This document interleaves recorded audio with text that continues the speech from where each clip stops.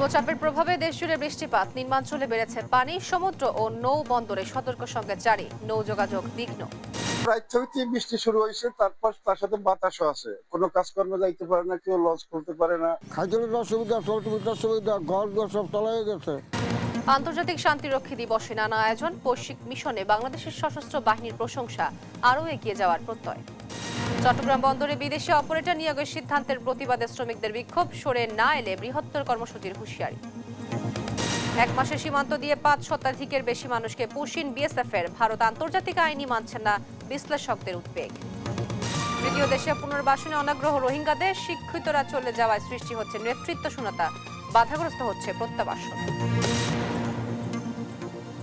দেখছিলেন দেশ জনপদ সংবাদ শিরোনাম। পুরো খবর জুড়ে আপনাদের সঙ্গে আছি আমি তোয়া আফরোজ। এবার বিস্তারিত। উত্তর পশ্চিম বঙ্গোপসাগর ও তৎসংলগ্ন এলাকায় অবস্থানরত নিম্নচাপটি আরও ঘনীভূত হয়ে গভীর নিম্নচাপে পরিণত হয়েছে। এর প্রভাবে সাগর উত্তাল রয়েছে। রাজধানী সহ দেশের বিভিন্ন এলাকায় বৃষ্টি হচ্ছে। চট্টগ্রাম, কক্সবাজার, মোংলা ও পায়রা সমুদ্র বন্দরে 3 নম্বর এবং নদী বন্দরগুলোকে 2 নম্বর সতর্ক সংকেত দেখাতে বলা হয়েছে।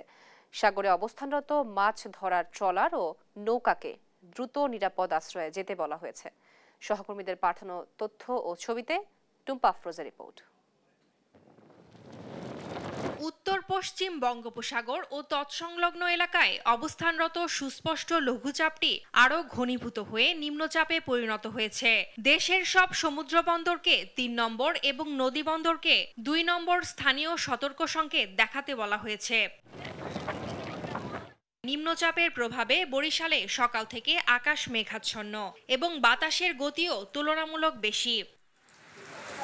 আমি চকু অপারেশন করতে আইছি হাসপাতাল, আমাকে লস্ত বলে ছাড়বো না, কয় কিভাবে যাই। প্রায় 6 বৃষ্টি শুরু হয়েছে, তার সাথে বাতাসও আছে। কোনো কাজকর্ম যাইতে পারে না, কেউ লঞ্চ খুলতে পারে না।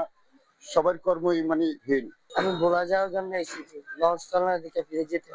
এদিকে পটুয়াখালীতে 24 ঘন্টায় 78 মিলিমিটার বৃষ্টিপাত রেকর্ড করা হয়েছে।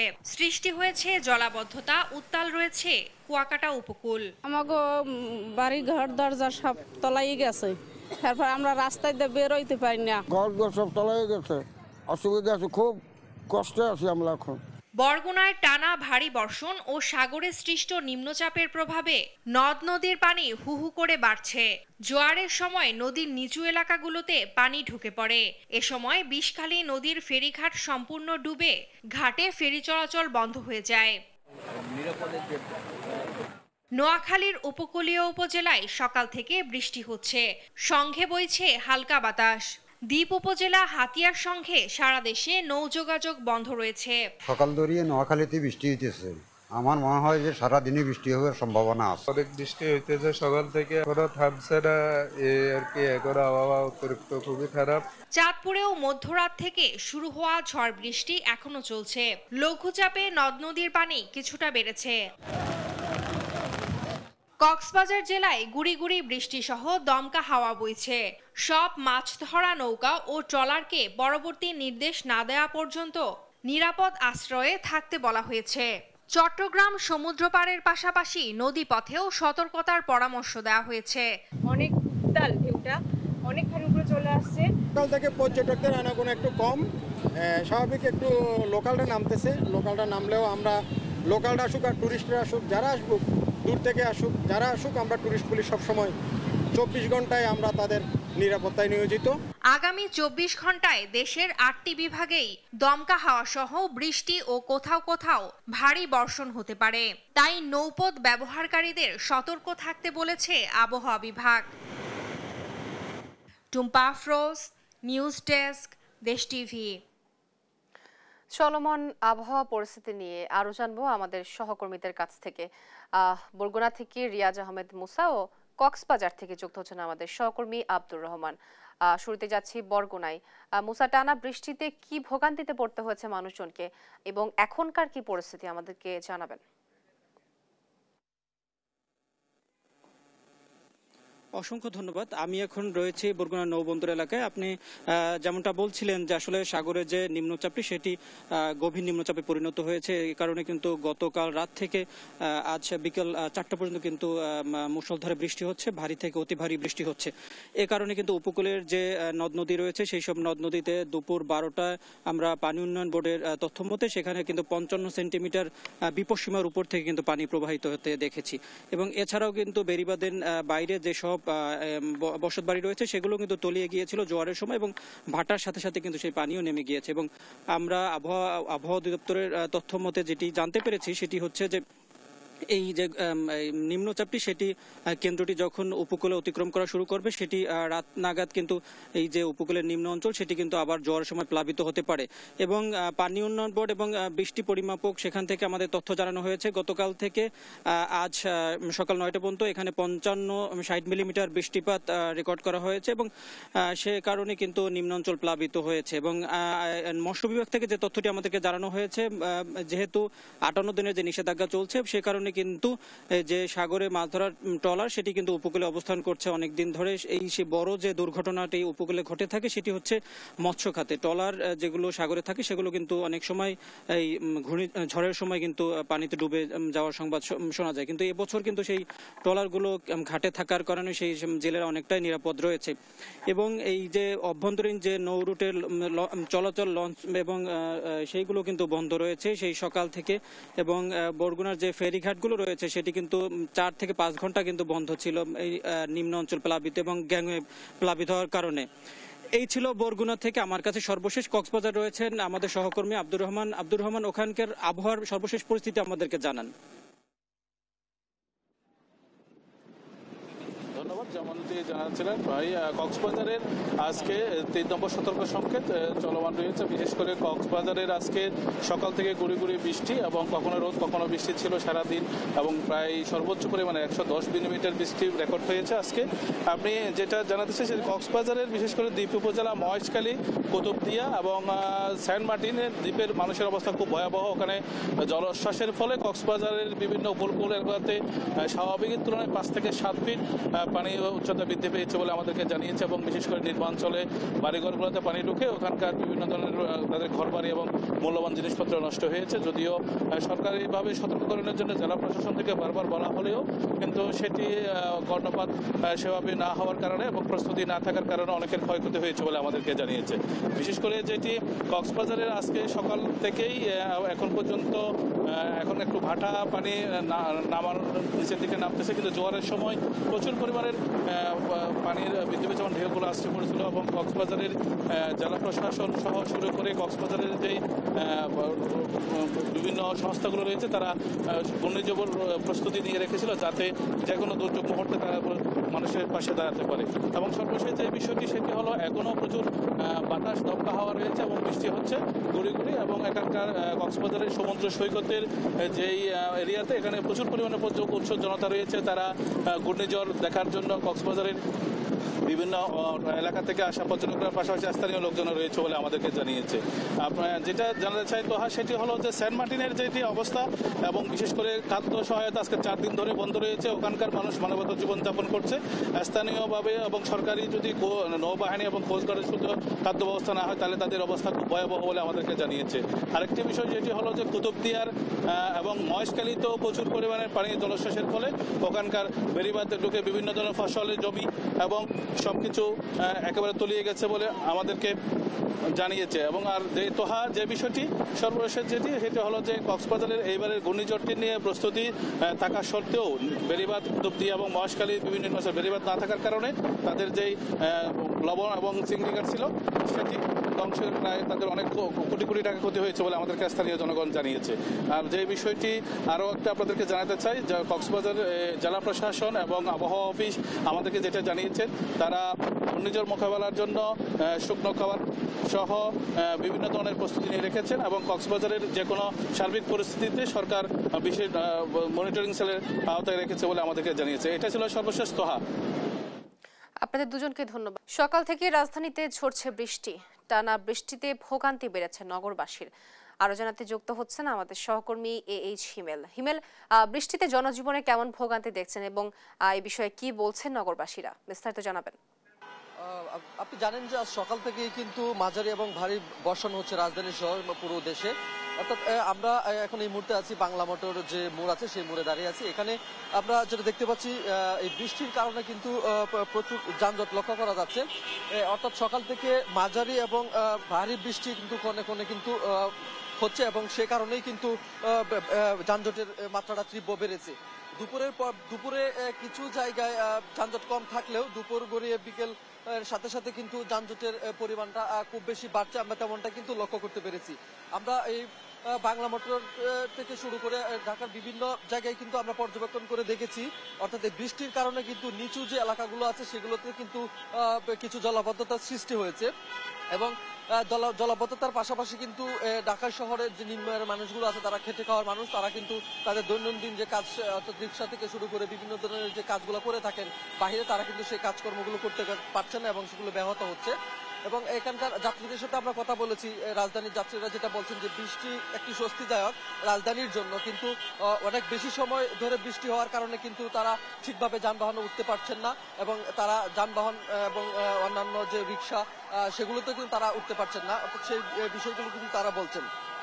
অন্যদিকে যে রিক্সা চালক থেকে শুরু করে নিম্ন মানুষ যারা আছে তারা যেটি বলছেন তারা ঠিকভাবে যাত্রী পাচ্ছেন না এবং তারা সেজন্য কিন্তু যাত্রী না পাওয়াতে কিন্তু তাদের যে প্রতিদিনের যে রোজগার সেটি কিন্তু ব্যাহত হচ্ছে।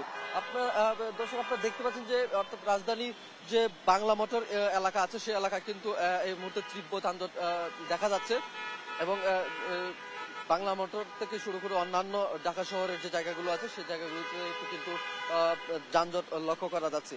আমরা এখানকার রাজধানীবাসীদের সাথে কথা বলেছি, তারা যেটি বলছেন যে শুধু বৃষ্টির কারণে নয়, বিভিন্ন ধরনের রাস্তার পাশে যে ফুটপাথ গুলো আছে সেই ফুটপাথ গুলোতে কিন্তু শৃঙ্খলা না থাকার কারণে কিন্তু গাড়ি সহ অন্যান্য কিছু যানবাহন এবং অন্যান্য বিষয় কিন্তু ফুটপাতের আশেপাশে থাকার কারণে কিন্তু বৃষ্টির সময় বেশ যানজটের সৃষ্টি হয়, সেটি কিন্তু তারা আমাদেরকে জানিয়েছেন। অর্থাৎ সকাল থেকে বৃষ্টি কোণে কোণে আসলেও মাঝে মাঝে কিন্তু হালকা থেকে ভারী বর্ষণ কিন্তু রাজধানীতে বৃষ্টি দেখা যাচ্ছে এবং সে কারণেই কিন্তু রাজধানীবাসী কিন্তু এই যে যানজট এবং যে অন্যান্য অসুবিধাগুলো দৈনন্দিন দিনের কাজগুলো আছে সেগুলো কিন্তু ব্যাহত হচ্ছে। অর্থাৎ স্কুল থেকে শুরু করে কলেজের শিক্ষার্থী এমন চাকরিজীবী এবং সবাই কিন্তু এই সারাদিনের বৃষ্টির জন্য কিন্তু তাদের যে কাজগুলো সেগুলো কিন্তু ব্যাহত হচ্ছে। রাজধানীর বাংলা মোটর থেকে আমার কাছে এই ছিল সর্বশেষ। আপনাকে ধন্যবাদ। প্রতিকূল আবহাওয়ায় বন্ধ রয়েছে বিভিন্ন নৌ রুটের লঞ্চ চলাচল। এ নিয়ে জানাতে মানিকগঞ্জ ও ভোলা থেকে যুক্ত হচ্ছেন সহকর্মীরা। শুরুতে যাচ্ছি মানিকগঞ্জে।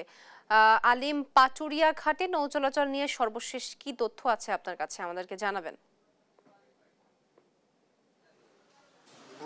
যেমনটা বলছিলেন, দেশের দক্ষিণ পশ্চিমাঞ্চলের 21 জেলার অন্যতম প্রবেশ পথ হচ্ছে পাটুরিয়া, দৌলতদিয়া ও আরিচা কাজিরহাট, এই দুটি নৌরুট। তো এই নৌরুটে সকাল থেকে বৈরী আবহাওয়ার কারণে কিন্তু বেলা 2টার সময় লঞ্চ চলাচল বন্ধ রাখে লঞ্চ কর্তৃপক্ষ। তো আমরা যে BIWTC এবং BIWTA কর্মকর্তাদের সাথে কথা বলেছি, তারা যেটি বলেছেন যে বৈরী আবহাওয়া এবং পদ্মার এবং যমুনার পানি উত্তাল থাকার কারণে দুর্ঘটনা এড়াতে কিন্তু লঞ্চ চলাচলটি বন্ধ করে রাখা হয়েছে। তো যে ম্যানেজার রয়েছে আব্দুল সালাম, আমি তার সাথে কথা বলেছি, তিনি যেটি বলছেন যে এই নৌ রুটে দুর্ঘটনা এড়াতে কিন্তু ফেরির সংখ্যাও কিন্তু কমিয়েছেন, যেখানে 17টি ফেরি বহরে ছিল সেখানে এখন 13টি ফেরি দিয়ে যানবাহন এবং যাত্রী পারাপার করছেন বলে তার জানিয়েছে BIWTC কর্তৃপক্ষ। এবং তিনি যে এই আবহাওয়া যদি আরো খারাপ হয় এবং নদী যদি উত্তাল হয় তাহলে ফেরি চলাচল বন্ধ করতে পারে বলে তারা জানিয়েছে। তো আরো যেটি জানিয়েছেন তারা, যে ফেরির মাস্টাররা যারা ফেরি এবং লঞ্চ চালনা করছেন, তারা যেটি বলছেন যে মাঝে মধ্যে যে নদী উত্তাল হওয়ার কারণে এবং বৈরী আবহাওয়ার কারণে দুর্ঘটনার কারণে কিন্তু তারা অনেক ধীর গতিতে তাদের এই লঞ্চ এবং ফেরি চলাচল করতে হচ্ছে, যে কারণে কিন্তু ফেরি চলাচল ব্যাহত হচ্ছে। হচ্ছে এবং কর্তৃপক্ষ যেটি বলছেন যে এই বৈরী আবহাওয়া যদি অনুকূলে না আসে তাহলে কিন্তু যে জনসাধারণের যে ভোগান্তি এবং যে পরিবহন সংশ্লিষ্ট যারা রয়েছে তারা কিন্তু চরম ভোগান্তিতে পড়বেন এবং এটাই জানিয়েছেন। তো আমরা এই বিষয়ে কথা বলেছি বিআইডব্লিউটিসির যে ম্যানেজার রয়েছেন আব্দুল সালাম, তার সাথে তিনি যেটি বলছেন যে এই বৈরী আবহাওয়া যদি অনুকূলে না আসে তাহলে এবং যদি বৈরী আবহাওয়ার তীব্রতা আকার ধারণ করে তাহলে তারা ফেরি চলাচল বন্ধ করবেন বলে তারা জানিয়েছেন। তো আমরা এই নৌপথের খবর জানতে চলে যাব এখন ভোলা আমাদের সহকর্মী ছোটন সাহার কাছে। ছোটন সাহা, ধন্যবাদ।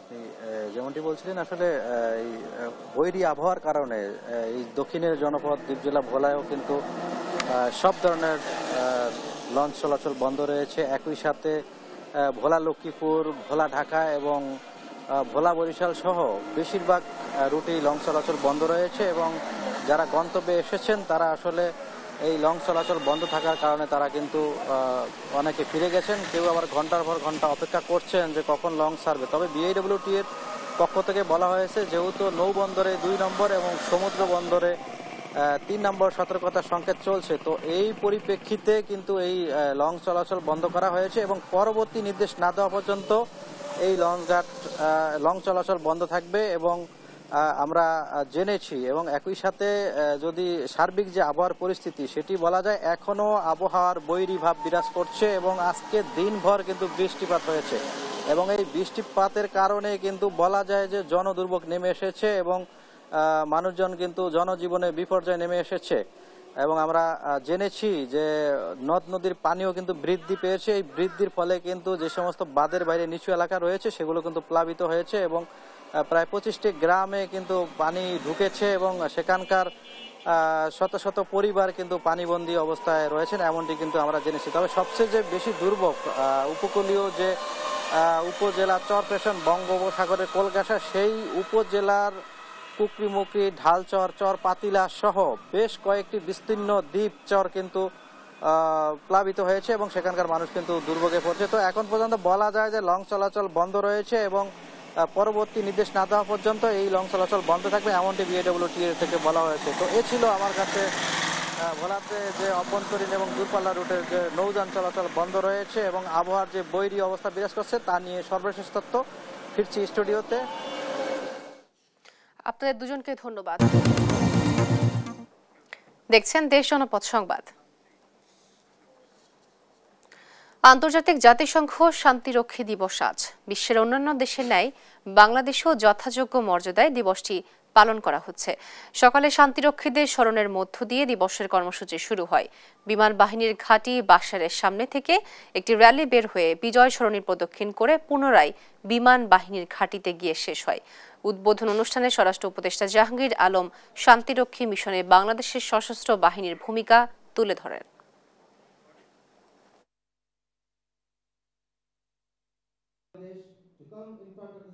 Over the past 3.5 decades, Bangladesh peacekeepers have served with distinction in numerous challenging missions across the global, earning accolades for their professionalism.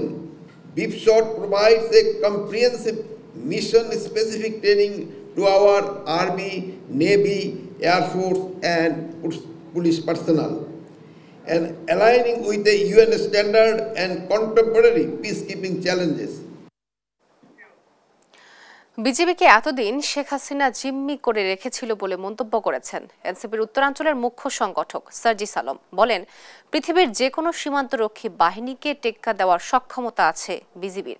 বৃহস্পতিবার দুপুরে লালমনিরহাটের পাটগ্রাম উপজেলার চৌরঙ্গি মোড়ে এক পথসভায় একথা বলেন তিনি। এ সময় সার্জিস আরও জানান, অস্ত্র নয়, বুকের সাহসিকতাই সবচেয়ে বড় সক্ষমতা। এর জন্য বাংলাদেশের মানুষ 1971 সালে অস্ত্র না থাকার পরেও স্বাধীনতা অর্জন করে এনেছিল। যতদিন পর্যন্ত শেখ হাসিনা ভারতে থাকবে ততদিন পর্যন্ত বাংলাদেশের মানুষের সাথে ভারতের সম্পর্ক স্বাভাবিক হবে না বলেও মন্তব্য করেন সার্জিস আলম। যতদিন পর্যন্ত খুনি হাসিনা ভারতে আশ্রিত থাকবে বাংলাদেশের মানুষের সাথে ভারতের সম্পর্ক স্বাভাবিক হবে না। বিজিবি আছে, আমরা জানি তারা আমাদের অকুতভয় সীমান্ত রক্ষী, তাদেরকে এতদিন ধরে আওয়ামী লীগ এবং হাসিনা জিম্মি করে রেখেছিল, তাদের সেই সক্ষমতা আছে পৃথিবীর যে কোনো সীমান্তরক্ষী বাহিনীকে টেক্কা দেওয়ার। কলিজার সক্ষমতা এই বাংলাদেশের মানুষের ছিল বলে ৭১ তাদের ওই অস্ত্র না থাকার বড় স্বাধীনতা অর্জন করে এনেছিল।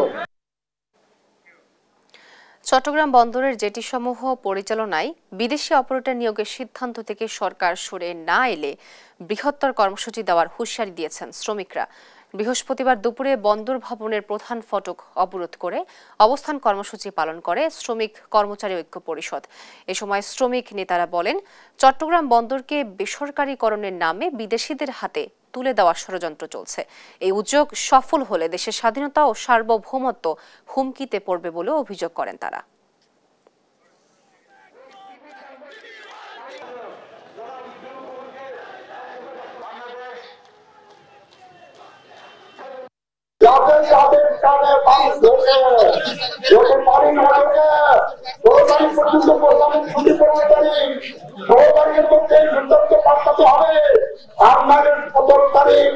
আমরা আমাদের সম্মান করে পরিষদ আমরা ঘোষণা করব।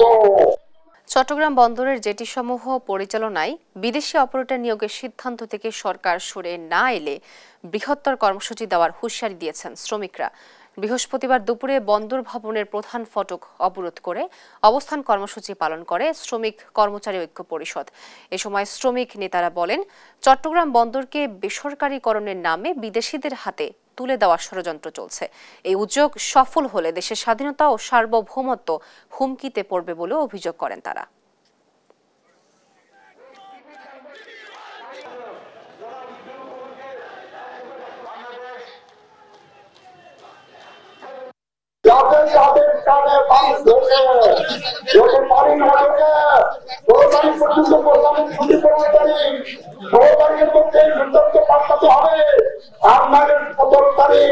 আমরা আমাদের সম্মান করে পরিষদ আমরা ঘোষণা করব। নোয়াখালীর হাতিয়ায় এক নারীর গলাকাটা মরদেহ উদ্ধার করেছে পুলিশ।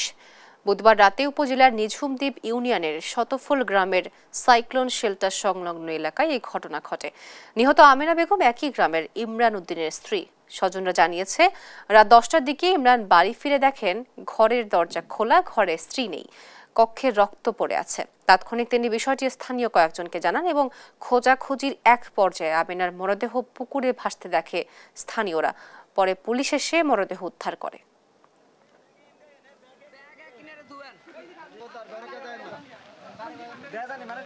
বাংলাদেশ সীমান্ত দিয়ে পুশিন অব্যাহত রেখেছে ভারত। গত এক মাসে সীমান্ত দিয়ে ৫ শতাধিকের বেশি মানুষকে পুশিন করেছে বিএসএফ। ভারত থেকে বাংলাদেশে পুশিনের ঘটনায় সীমান্তবর্তী জেলাগুলো উত্তপ্ত হয়ে উঠেছে।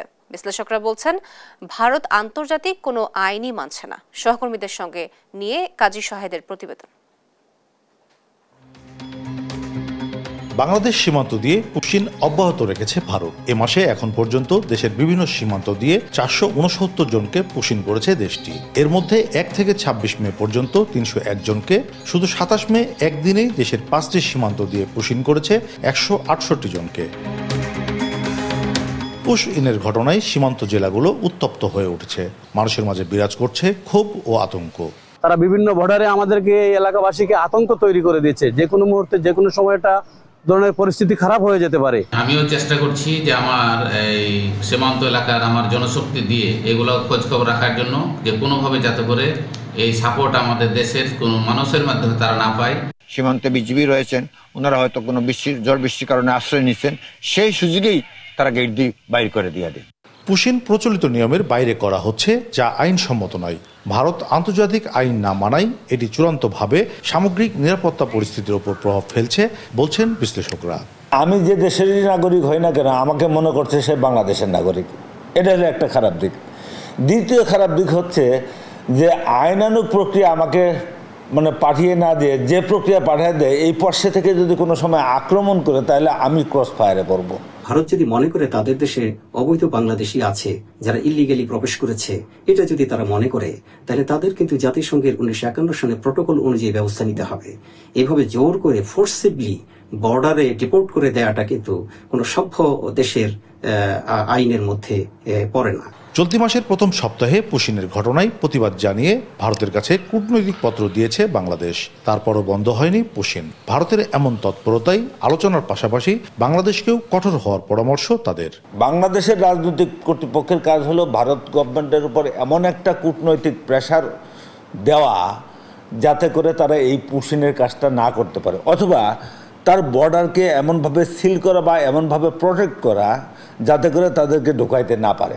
বাংলাদেশ সরকারের উচিত হবে ভারতের কাছে সেই লিগ্যাল ফরমেশন অনুযায়ী যোগাযোগ করা এবং চেষ্টা করা যাতে করে ভারত আলোচনার মাধ্যমে এই সমস্যাগুলোর সমাধান করে। বিশ্লেষকরা বলছেন বিষয়টি গভীর উদ্বেগের। এভাবে চলতে থাকলে ভারত পুশিনের সুযোগ নিয়ে কোনো বড় অপরাধীকেও পাঠাতে পারে। কাজী শাহেদ, দেশ টিভি, রাজশাহী। রাঙামাটির লংতু নানিয়ারচর সংযোগ সড়ক দ্রুত বাস্তবায়নের দাবিতে মানববন্ধন করেছে স্থানীয়রা। বৃহস্পতিবার সকালে লংতু উপজেলার সর্বস্তরের জনসাধারণের ব্যানারে এই কর্মসূচি পালন করা হয়। বিভিন্ন স্কুল কলেজের শিক্ষার্থীরা এ সময় উপস্থিত ছিলেন। বক্তারা বলেন, একটি সড়কের জন্য লংতু ও বাঘাইছড়ি উপজেলা জেলা শহর থেকে যোগাযোগ বিচ্ছিন্ন হয়ে আছে। এই দুই উপজেলার মানুষকে নৌপথে রাঙামাটি যাতায়াত করতে হয়। হ্রদের পানি শুকিয়ে গেলে নৌপথে যোগাযোগ বন্ধ হয়ে যায়, ফলে বছরের 7 থেকে 8 মাস দুর্ভোগ নিয়ে চলাচল করতে হয় বলেও জানায় তারা।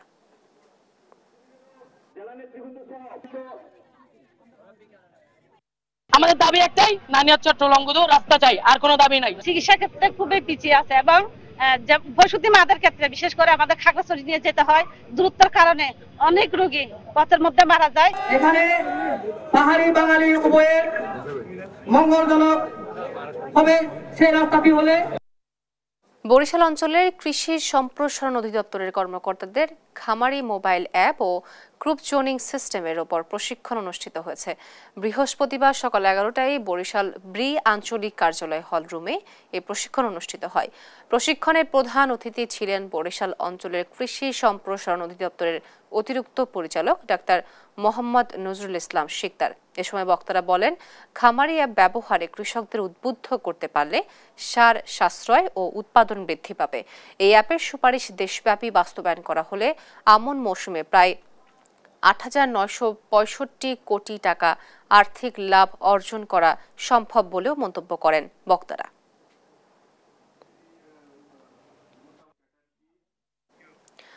তৃতীয় কোনো দেশে পুনর্বাসিত হওয়ার আগ্রহ নেই রোহিঙ্গা জনগোষ্ঠীর। শুধু শিক্ষিতদের সুযোগ থাকায় পুনর্বাসনে আগ্রহী নয় উখিয়া টেকনাফের ক্যাম্পে থাকা এসব রোহিঙ্গারা। তাদের অভিযোগ, শুধু শিক্ষিতরা তৃতীয় কোনো দেশে চলে যাওয়ায় নেতৃত্ব শূন্য হয়ে পড়েছে রোহিঙ্গারা। ইউএনএইচসিআর বলেছে, এতে ব্যাহত হচ্ছে তৃতীয় দেশের রোহিঙ্গাদের পুনর্বাসন প্রক্রিয়া। আব্দুর রহমানের তথ্য ও ছবিতে জানাচ্ছেন আব্দুল্লাল মারুফ। অনেক চেষ্টা করেও বাংলাদেশে আশ্রয় নেওয়া রোহিঙ্গাদের মিয়ানমারে ফেরত পাঠানো যায়নি। রোহিঙ্গাদের তৃতীয় দেশে পুনর্বাসনের উদ্যোগ নেয় জাতিসংঘ।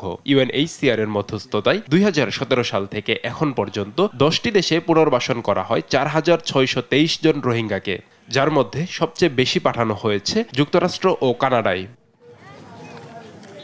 নাগরিকত্বের অধিকার এবং মানবিক মর্যাদা থেকে বঞ্চিত এসব মানুষকে তৃতীয় দেশে পুনর্বাসন নিরাপদ সমাধান হলেও এই প্রক্রিয়া বন্ধের দাবি তুলেছে উখিয়া টেকনাফের ক্যাম্পে থাকা রোহিঙ্গারা। তারা বলছেন, যাদের নিয়ে যাওয়া হচ্ছে তাদের অধিকাংশই শিক্ষিত।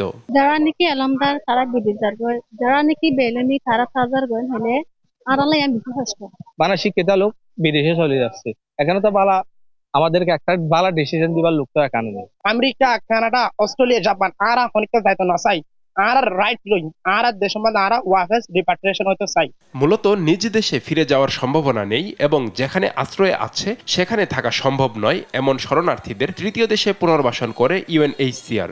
শরণার্থী কমিশনও বলছে এই প্রক্রিয়ায় বাধাগ্রস্ত হচ্ছে প্রত্যাবাসন। আমরা আমাদের দেশে ব্যাক করব, আমরা মিয়ানমারে ব্যাক করব, এটা নিঃসন্দেহে রিসেটেলমেন্ট প্রক্রিয়া কিছুটা ব্যাঘাত ঘটাচ্ছে। এখানে যারা মোটামুটি এলিজিবল, যারা একটু ইংরেজি বলতে পারে, যারা শিক্ষিত, তাদের প্রত্যেকের মাথায় এটি ঢুকেছে যে আমি রিসেটেল হব আমেরিকা, ইউরোপ। ইউএনএইচসিআর এর তথ্য মতে গেল 12 থেকে 18 মে পর্যন্ত 82 জন রোহিঙ্গা স্বেচ্ছায় ফিরে গেছেন মিয়ানমারে। নিউজ ডেস্ক, দেশ টিভি।